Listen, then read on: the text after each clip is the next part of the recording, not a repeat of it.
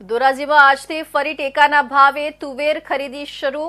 સરકારે તુવેરની ખરીદી ફરી શરૂ કરવાનું કર્યું છે નિર્ણય। સરકારના નિર્ણય બાદ આજે ધોરાજીમાં ફરી ટેકાના ભાવે તુવેર ખરીદી શરૂ કરવામાં આવી છે। રજીસ્ટ્રેશન થયેલા તમામ ખેડૂતોની તુવેર ટેકાના ભાવે ખરીદી કરવામાં આવશે। ટેકાના ભાવે તુવેરની ખરીદી શરૂ થતાં ખેડૂતોમાં ખુશી જોવા મળી રહી છે। આજે વહેલી સવારથી જ ખેડૂતો એમની તુવેરને લઈ અને ખરીદ સેન્ટર પર પહોંચ્યા છે।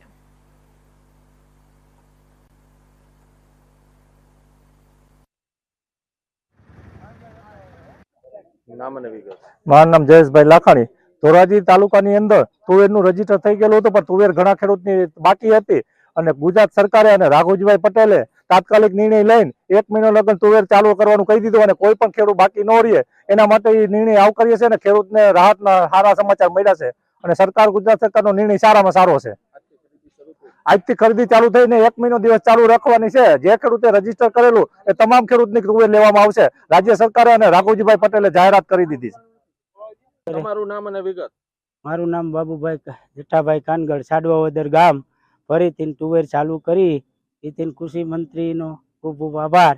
ખેડૂતને ખુશ લહેર છે। આ વખતથી અમે બધા ખુશી છીએ। શું લઈને ક્યાં આવ્યા છો? અમે ધોરાજી યાર્ડમાં આવ્યા, ઓલા ધોરાજી તુવેર વેચવા આવ્યા છીએ। ખરીદી સરકારની કેન્દ્રમાં ટેકાને ભાવે ખરીદી ચાલુ છે। અમે તુવેર લઈને આવ્યા છીએ। મેં પાછું ચાલુ કર્યું એના માટે આભાર। કેવા ખુશ છો સરકારના નિર્ણય? કાંઈ ઘટે નહીં, ખરેખર હારામાં હારું છે।